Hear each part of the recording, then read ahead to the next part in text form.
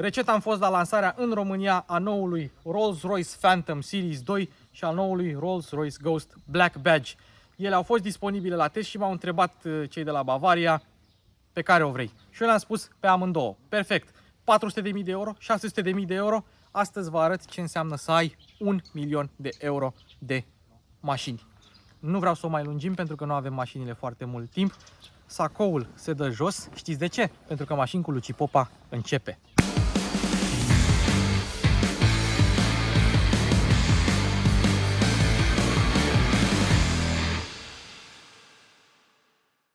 Am avut giveaway la 31.000 de abonați, acum facem giveaway la 32.000 de abonați. Dacă voi conduceți mult așa cum o fac și eu, atunci aveți nevoie de o cameră de bord. Eu am avut nevoie de o cameră de bord, mi-am luat o cameră de bord de la Mio. Așa că Mio și cu mașini cu Luci Popa vă oferă o cameră de bord MiView C440. Este o cameră cu senzor Sony bun pentru filmat noaptea, 1080 la 30 de frame-uri pe secundă, 130 de grade unghi ultra-wide și un senzor giroscopic pe 3 axe. Dacă vreți să câștigați această cameră de bord, tot ce trebuie să faceți este să fiți abonați la mașini cu Luci Popa și să comentați cu ce ați fi vrut să filmați cu o cameră de bord și nu ați apucat, sau ce ați filmat cu o cameră de bord și vi s-a părut interesant. Atât. Baftă! Spre deosebire de generațiile trecute, și Ghost și Phantom sunt construite pe aceeași platformă Architecture of Luxury, AOL, da, cu un space frame din aluminiu gândit să mai scadă din greutate. 2,6 tone pentru Rolls-Royce Extended Wheelbase Phantom și pentru Ghost Black Badge 5,4 metri, că era să uit. Și Ghostul Extended Wheelbase are lungimea puțin mai mică decât are Phantomul normal, ca să nu fie exact acolo. Fun fact, Ghost Extended Wheelbase este cu 1% mai scurt decât Phantomul normal. Ambele au grile iluminate. Evident, la Phantom este ceva mai mare, la Ghost este ceva mai mică și e și neagră, că e versiunea Black Badge. Ambele au celebra emblemă Spirit of Ecstasy. Hai să vedem care se deschide mai repede. În același timp. Însă, ce vreau să vă mai arăt, ia, da, fiți cu mine. Deschidem capota, da? Și observăm cum arată mecanismul, că n-am văzut niciodată cum arată mecanismul la Rolls-Royce. Uitați-vă cum stă Spirit of Ecstasy acolo, cum stă acest panou și cum arată mecanismul. Ce mai e de arătat este că Rolls-Royce-urile au o capotă de BMW, ceea ce înseamnă că trebuie închise pe fiecare parte și închise bine. Bun, o diferență între cele două mașini este următoarea. La Ghostul nou, emblema nu mai urcă din grilă, urcă din capotă și capota este decupată, pe când la Phantom, emblema Spirit of Ecstasy se află încă în elementul din grilă. Pentru prima dată în cele 8 generații, Rolls-Royce Phantom are direcție integrală, adică are o direcție pe puntea spate. Până la 60 de km/h roțile virează 3 grade de fapt în direcția opusă celor față, între 60 și 80 nu virează deloc și peste 80 la oră virează 1 grad în aceeași direcție cu cea în care virezi și tu. Ghostul are și el același lucru, însă Ghostul pentru prima dată are tracțiune integrală. Evident, probabil un sistem similar X-Drive celor de la BMW. Deci are și direcție integrală și tracțiune integrală și mai are și noua suspensie planar, care are niște amortizoare suplimentare și niște greutăți în plus care să reducă vibrațiile de frecvență înaltă. Deci ar trebui să fie Phantomul mai silențios, nu? E bine, nu. Pe decibelmetru mi-a scos 56,1 Ghostul, 56,5 Phantomul. De ce? Pentru că Phantomul este mai mare și mai puțin aerodinamic. Noul Phantom la Festive Series 2 a primit așa: o grilă superioară diferită, care frige, deși am condus mașina foarte puțin, că am mutat-o. Au mai primit jantele pe care o să le vedem imediat, jantele disc, și hai să vă arăt. Pentru prima dată pe un Rolls-Royce avem Starlight în far. Pe lângă luminile de zi avem și acest Starlight.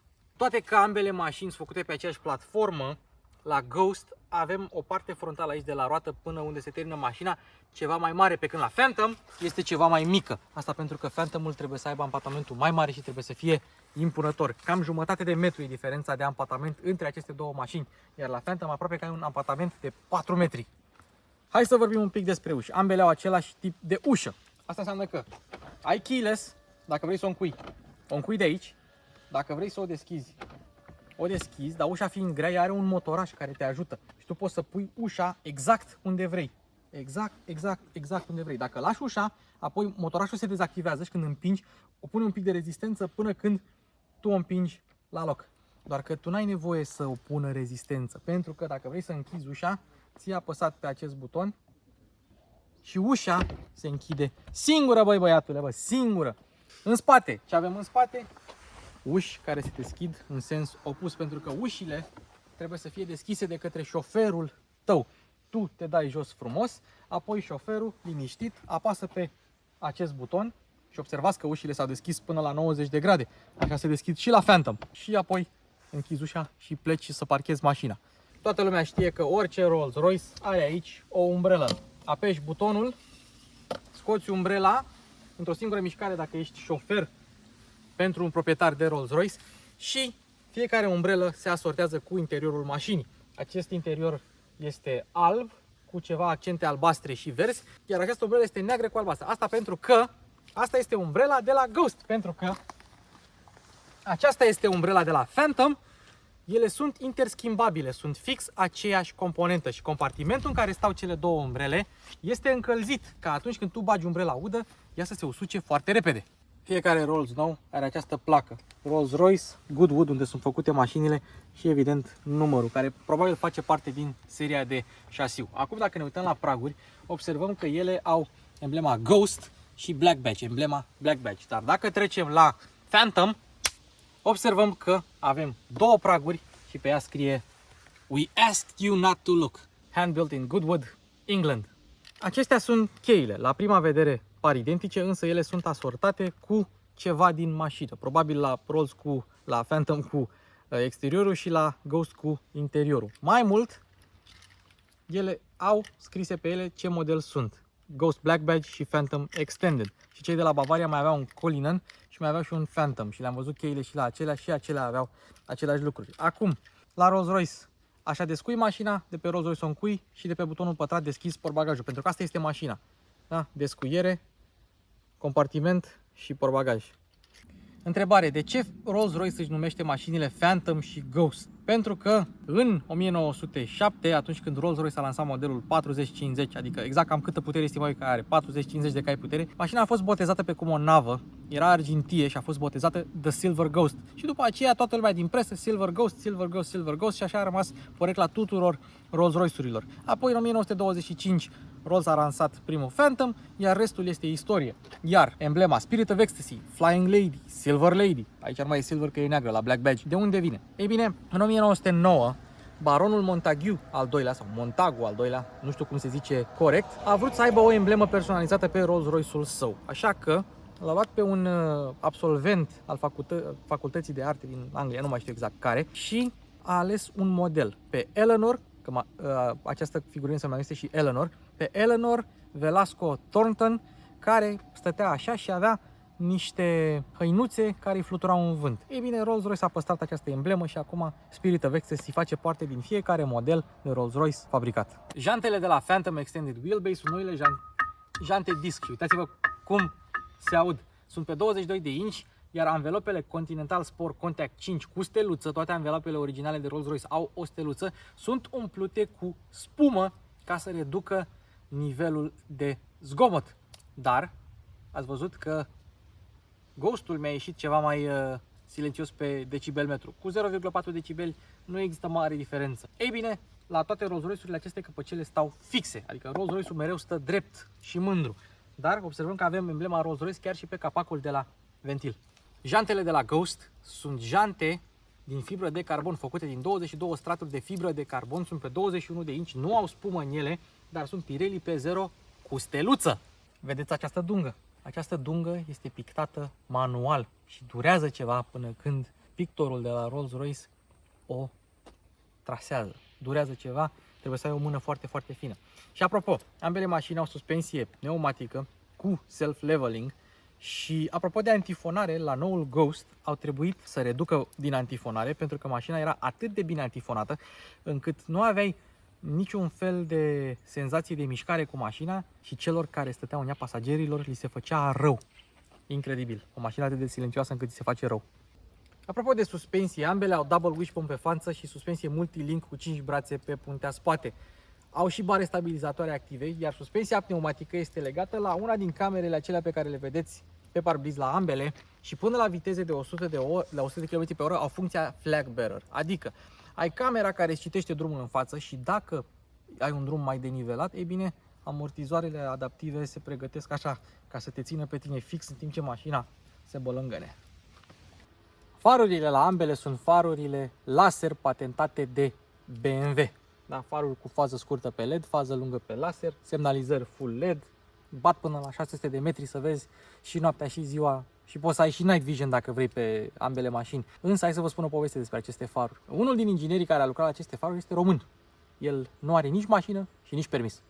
La Ghost, semnalizarea laterală se află aici, pe când la Phantom se află în față.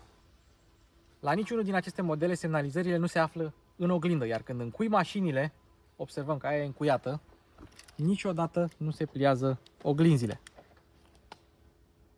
La Phantom ai o emblemă Rolls-Royce aici la semnalizare și ea se aprinde odată cu semnalizarea. Am greșit eu. Aici avem semnalizarea exact ca la Ghost, doar că Phantomul fiind atât de lung are și un reflector aici în față. La ambele mașini ai broasca aici la vedere. Asta pentru că în cazul în care ți se blochează mașina trebuie să ai acces rapid la mașină. Cine are bani de un Rolls-Royce nu are timp să stea să desfacă chei sau să desfacă broaște la mașini sau căpăcele de plastic. Niciodată. Semnalizarea la Ghost nu are nimic special. Evident, stopurile sunt ceva mai mari, ceva mai slick, ceva mai moderne, dar nu avem acea emblemă Rolls-Royce. Toate accentele care în mod normal la Ghost ar fi fost argintii, la Black Badge sunt negre, inclusiv gurile de evacuare care sunt metalice. Acestea sunt niște extensii pentru că evacuările reale sunt aici jos și sunt 4 la număr, 2 pe parte, 2 pe cealaltă parte. Totodată dacă o bagi în marșarier, ai aici niște reflexii. Vedeți ce mișto se văd? Foarte tare. Te-ai aștepta ca la Phantom să ai gurile de evacuare ascunse, însă nu, la Rolls-Royce ele sunt la vedere. Tot metalice sunt și tot extensii sunt. Deci gata, da? Da. Portbagajul este tot. L-am deschis pe cel de la Ghost. Portbagajul este tot electric și are o mochetă extraordinară, foarte groasă, foarte bună. Adică probabil că mulți dintre noi nu avem așa ceva în case, dar în mașină.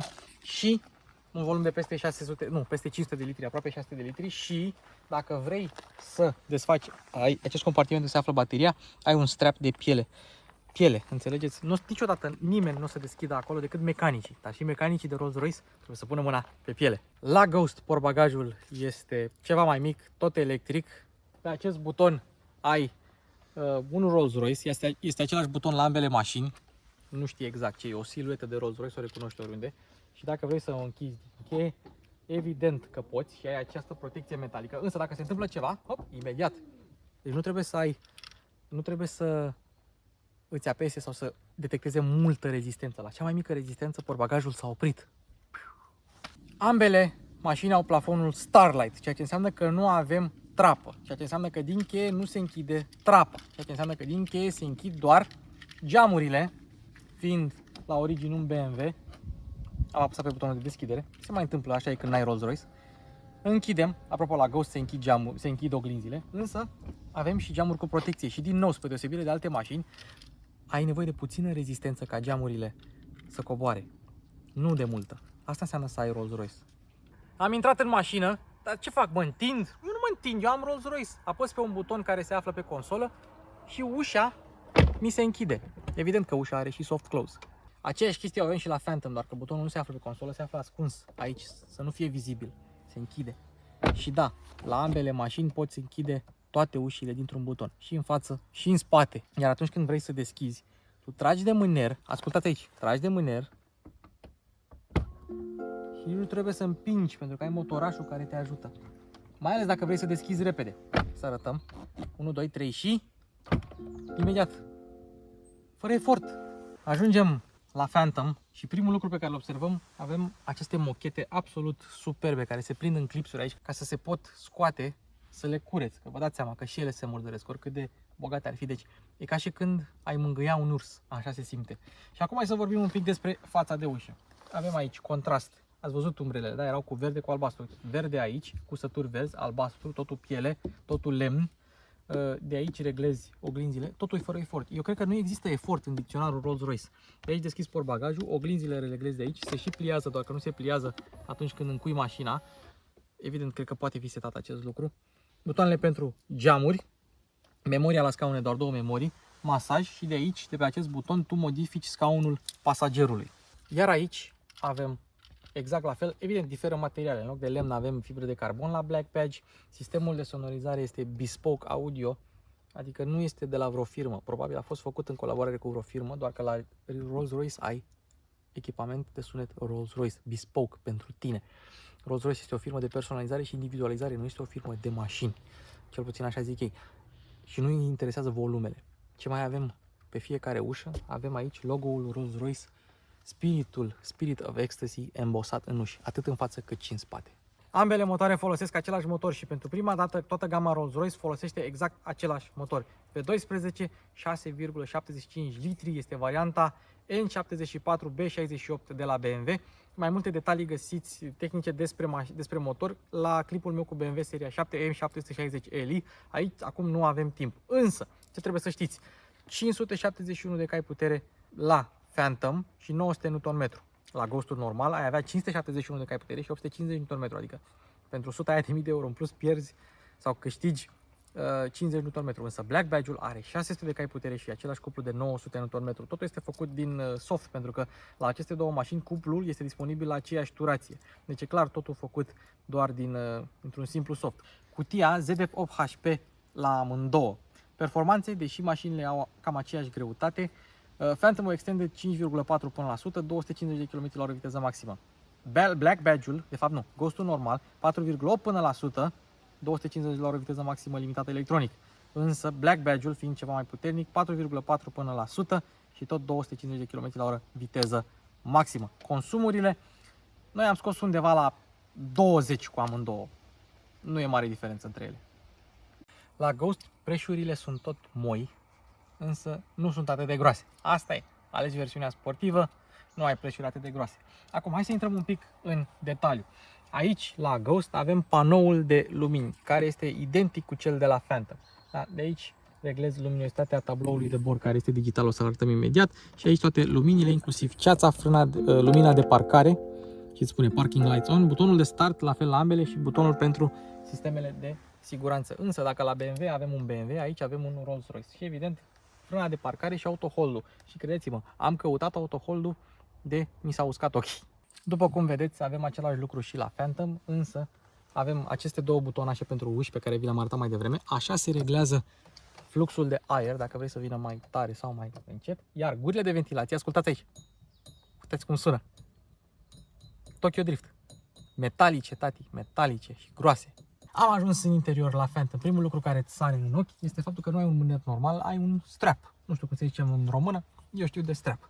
Al doilea lucru este Starlight-ul, plafonul Starlight, pe care îl poți aprinde sau stinge de la acest buton. Doar că cred că trebuie să ai mașina pornită să poți face asta și de aici ai luminozitatea. Deci, Starlight-ul personalizabil îl personalizezi cu absolut ce vrei tu. Acum hai să vorbim despre volan. Volan subțire. La Ghost e un pic mai gros, o să vedem imediat. Volan subțire, comenzile sunt puse absolut la fel. Butoanele sunt acestea argintii, nu unde scrie memorie, telefon, distanță și așa mai departe. Deci acestea sunt butoanele, doar butoanele de volum și cele de cruise control, de setat viteza, sunt negre. Volanul este evident reglabil electric, ai o multitudine de reglaje și tabloul de bord este complet digital cu Power Reserve Dial. Ce interesant este că dacă pornești motorul și el este rece, îți arată 60% Power Reserve, pentru că motorul nu este încă cald. Și acum încălzit, de fapt, ca să nu facem cacofonie. Și aici avem vitezometru, trip computerul, îți arată autonomia. Nu am găsit capacitatea rezervorului, dar la un consum de 20 ai 600 km. Atât poate fi personalizat. În rest, cantitatea de carburant și temperatura apei. Comenzile. Acesta este schimbătorul de viteze, da? Așa o pui în parc, dacă vrei să treci în drive, tragi pe tine și te duci în jos, în mașadier, tragi pe tine, duci în sus. Și low, dacă ai vreodată nevoie ca mașina să fie într-o treaptă inferioară, gen frână de motor. E un mod special. Aici ai butoanele pentru ștergătoare și aici ai pentru fază lungă, flash-uri și computerul de bord. BC Board Computer e luată fix de la BMW. Hai să continuăm aici. Gurile de ventilație, avariile, butonul pentru volum. Aici avem butoanele care sunt cu touch și ai memoriile presetate la sistemul de infotainment. Aici ai climatizarea cu off, soft, medium, high și max, scaune încălzite, scaune ventilate și dacă ai motorul oprit și doar contactul pus, ai AC off. Poți să ai climatizarea pornită, dar AC-ul să fie off. Temperatura se reglează așa sau dacă vrei individual sus-jos, așa. Nu ai cifre, efectiv nu ai cifre. De aici iese un spațiu de depozitare. De aici iese alt spațiu de depozitare. De aici două suporturi de pahare cu Rolls-Royce. De aici este controllerul sistemului de infotainment și vom intra imediat în detalii. Și dacă tu rotești, Spirit of Ecstasy rămâne dreaptă, evident. Senzor de parcare, suspensia pneumatică și sistemul de camere pe care o să-l arătăm imediat. Acum, aici avem o cotieră cu o priză USB-A și wireless charging pentru telefon, evident și o priză de 12 V. Cotiera, din păcate, este manuală. Acum, hai să vă arătăm. Vedeți acest panou? Este The Gallery. Aici poți să pui ce vrei tu. Apropo, ceasul ăsta costă undeva la 6.000 de euro. Dar în The Gallery tu poți să pui ce vrei tu. Opere de artă, fotografii, modele, pattern-uri, materiale. Nu există limită. Dacă tu vrei să pui aici 1.000.000 de euro, cei de la Rolls-Royce o să te lase. Efectiv, nu există limită. Dar mașina asta nu are sistem de infotainment. De fiecare dată când încui sau descui mașina, ecranul coboară. Când descui mașina, ecranul urcă. Și acum de ce nu avem ecran? Pentru că i-am dat eu close. Ia fiți atenți aici. Aici se află sistemul de infotainment de inspirație BMW. Și așa dai să-l închizi tu dacă vrei să filmezi un clip pe YouTube cu așa ceva. Hai să continuăm. Aici avem al doilea torpedou, aici avem torpedoul principal care se poate încuia de la buton și descuia cu cheia. Ca să nu stai să scoți cheia de fiecare dată când vrei tu să îl închizi. Scaunele sunt cele mai confortabile scaune în care eu am stat, atât de moi, atât de confortabile. Evident, nu au susținere laterală foarte bună pentru că este o mașină de confort. Nu este o mașină prin care tu să-ți etalezi talentele de pilot, în niciun caz. Sunt electrice, încălzite, ventilate cu masaj și cu memorie. Însă, eu dacă vreau să apăs pe memorie, ce fac? Intru în mașină, închid ușa, dar nu închid de tot, că nu vreau să se închidă de tot. Apăs pe 2, unde este memoria de Luci Popa, și apăs pe masaj aici. Și masajul pornește, însă doar dacă este pornită mașina. Acum, hai să continuăm.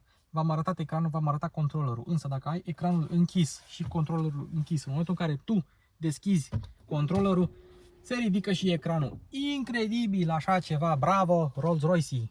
Și acesta este sistemul de infotainment, este un sistem de infotainment BMW cu skin Rolls-Royce pe el. Navigație, media audio, comunicație, notificări, Apple CarPlay, evident cu o rezoluție absolut excelentă, Apple CarPlay wireless sau cu fir. Apoi, dacă revii în meniu și mai apeși o dată pe meniu, ai scurtături, Vehicle System, Driver Profiles, exact unde vrei să ajungi tu cel mai des. Spirit of Ecstasy îl poți aprinde sau închide de aici, dar l-ați văzut deja. Manualul utilizatorului, Driving Information, dacă vreți să vedeți consumul, Trip Computer 18,6.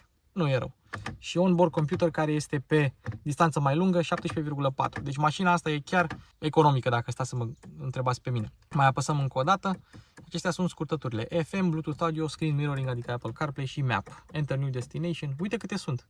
Setările pentru sunet, bespoke audio, bass, treble, balance, fader, equalizer și așa mai departe. Revenim. Acestea sunt scurtăturile. Da. Uite câte sunt, Journeys și TV, că evident ai și televizor, nu poți să ai Rolls-Royce fără să ai televizor. Comunicații, notificări, Apple CarPlay, v-am arătat, aplicații dacă vrei să intri pe internet și My Vehicle. Iar aici poți să ai o grămadă de setări. Și ce trebuie să arătăm? Mergem la Vehicle Settings și mergem la mod de Snow Chains, dacă vrei să pui lanțuri pe Rolls-Royce. Stability Control nu se poate dezactiva și există un mod de traction pentru aderență scăzută, dar nu poți dezactiva. La Ghost poți. Sistemul de infotainment e același, doar că la Ghost poți. Însă nu ai moduri de rulare. Parking, dacă vrei să vezi setările de scaune, de climatizare, vehicle tracking, dacă vreți să știți unde se află vehiculul vostru. Acum, mergem la System Settings și mergem așa. Touchpad, Displays, Units, Sound, notificări, pop-ups, Software Update. E un sistem destul de simplu. Și setările pentru căști, dacă vrei să-ți conectezi căști în spate. Spirit of Ecstasy, Lower și Raise, dacă vrei așa ceva. Driver Profiles, Vehicle Status, schimbul de ulei, presiunea în anvelope și alte chestii similare cu ce oferă BMW. Driving Information, nu avem Sport Displays ca la BMW și manualul utilizatorului.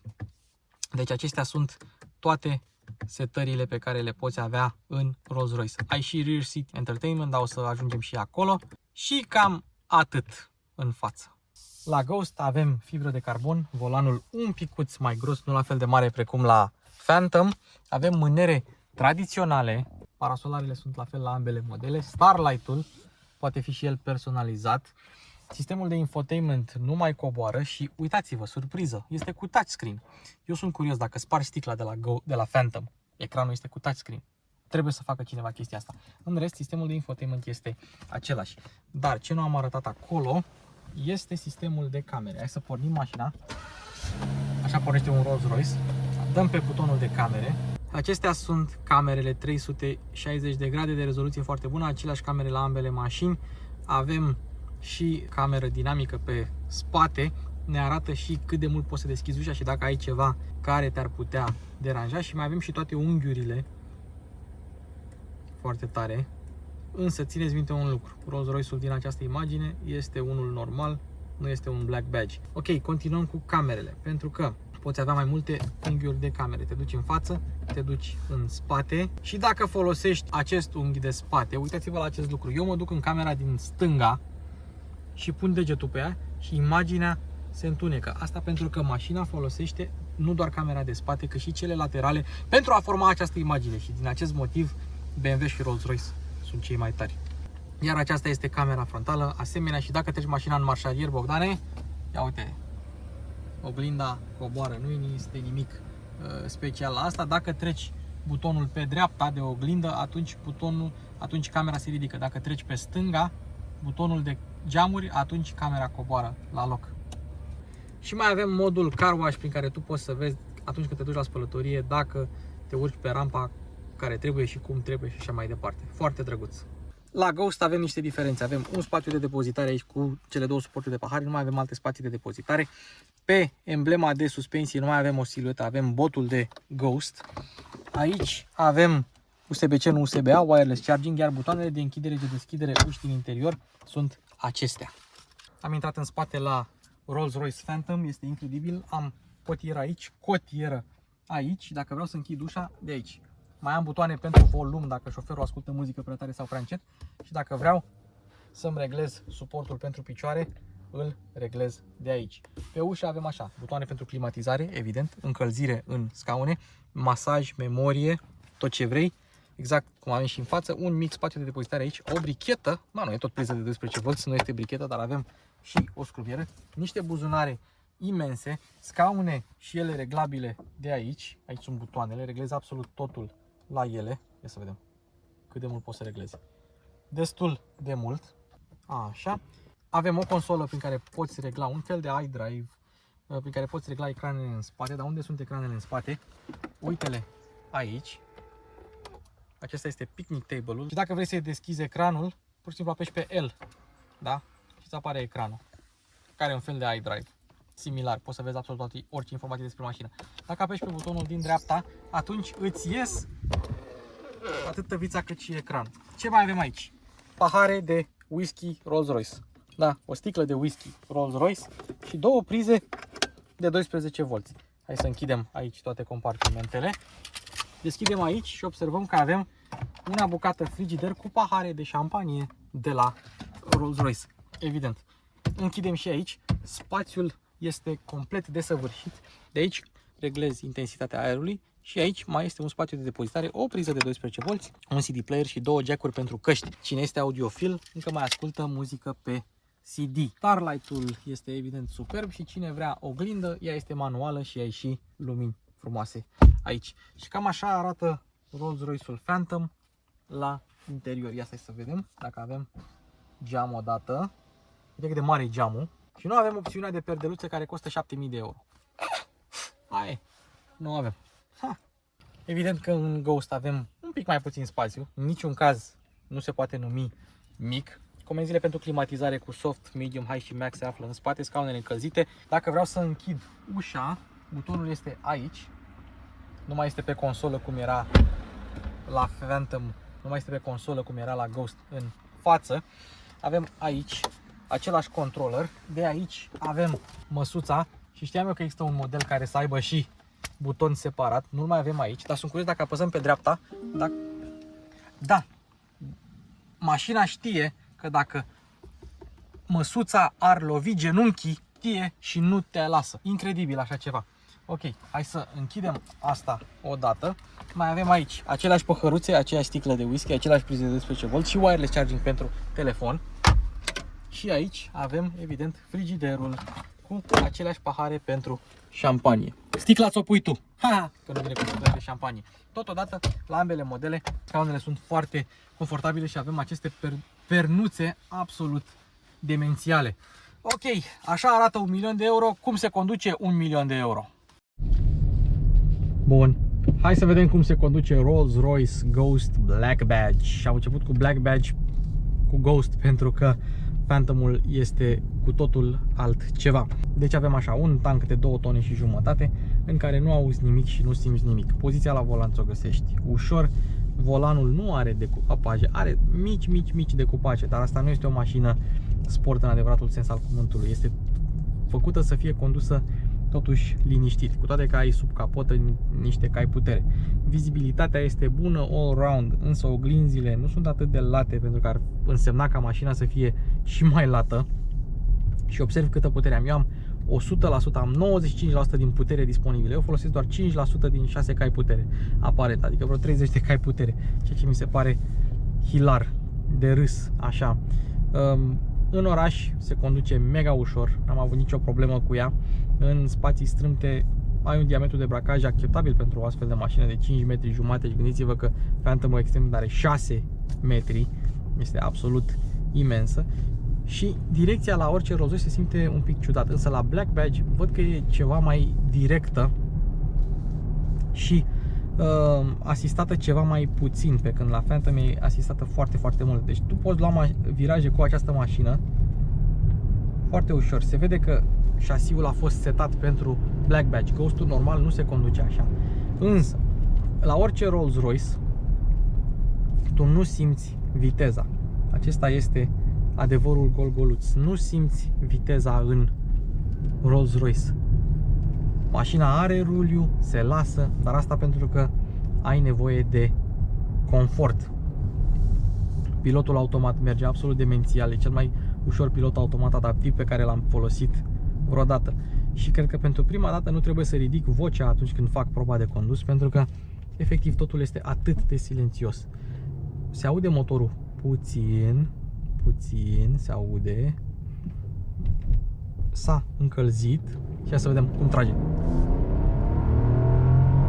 Fai de capul meu! Și așa se aude motorul.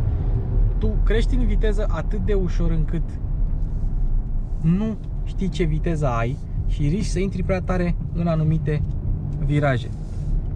Este o senzație incredibilă, incredibilă. Pedala de accelerație este moale, însă după cum vom vedea nu este atât de moale precum la Phantom. Pedala de frână este moale, însă nu la fel de moale precum la Phantom.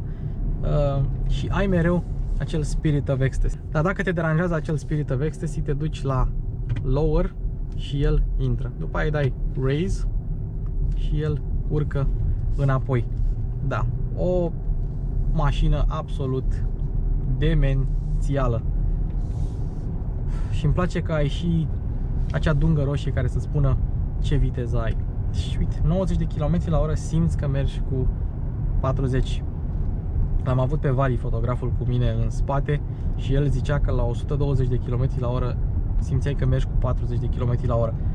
Asta înseamnă Rolls-Royce, asta înseamnă să ai the finest motor car ever. Nu poți să spui că știi unde sunt roțile față, dar nici nu te interesează când ai un Rolls-Royce. Te interesează ca tu să nu simți absolut nimic și într-adevăr ești izolat de orice înseamnă factor extern. Mult mai mult decât la Bentley, spre exemplu. Flying Spur nu se poate apropia de Ghost Black Badge, cu toate că și aceea este o mașină extraordinară și păstrează spiritul britanic încă viu. Dacă vreau să văd consumul pe care l-am scos, avem așa 19 consum mediu și 20 instant. deci hai să o punem la 80 de km/h, să facem un consum instant 8, 9, 10, 11.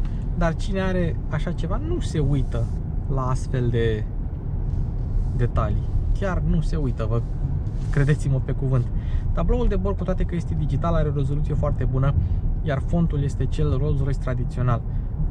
Acest ecran nu va îmbătrâni ușor, va îmbătrâni greu și se vede că au pus și un model 3D astfel încât să pară că ai un ceas normal. Și nu vine să cred că am uitat să zic la Ghost, acolo, deși nu ai gallery, ai un ecran OLED care stă mereu aprins, tot cu Starlight. Dacă la Phantom Extended ai Starlight în faruri, aici ai Starlight într-un ecran OLED. Și cam așa se conduce Ghost Black Badge. Acum hai să vedem cum se conduce Phantom Extended Wheelbase. Iar acum am trecut la Phantom. Phantomul, care este o altă mâncare de pește. Este o mașină mai mare, cu poziție la volan mai înaltă, mai impunătoare, însă care are toate comenzile mult mai liniștite și mult mai ușoare. Uitați-vă cum se virează totul fără efort. Deci nici cel mai mic efort nu-l depun să virez roțile. Vă vine să credeți ce motoraș are? Vă dați seama că are direcție asistată electric. Nu prea mai sunt mașini cu direcție asistată hidraulic la acest nivel de preț, pentru că ai toate sistemele de asistență. Și era să uit, tracțiune spate. Apropo, toată lumea te ferește cu mașina asta. Nimeni nu vrea să aibă nici cel mai mic contact cu tine. Toată lumea se uită la tine, orbitează în jurul tău, dar nimeni nu vrea să te atingă.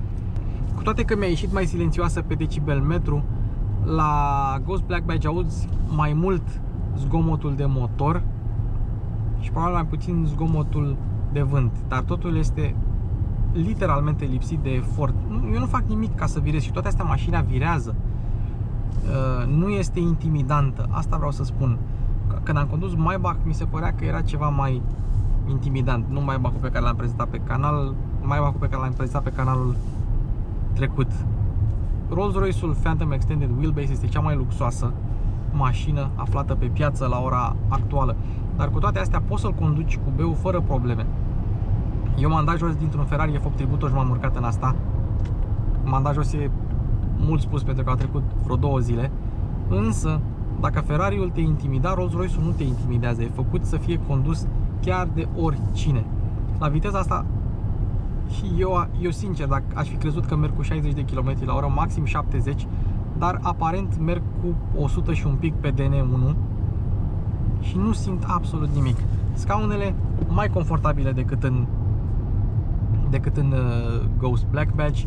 Volanul e ceva mai măricel, un pic mai subțirel, iar pielea la ambele se simte incredibil. Lemnul este lemn, se simte a lemn, pielea este piele și plastic găsești doar în anumite locuri ascunse în această mașină, cum ar fi aici la parasolare sau aici. În rest, totul este de top, de top și, sincer, cred că merită bani.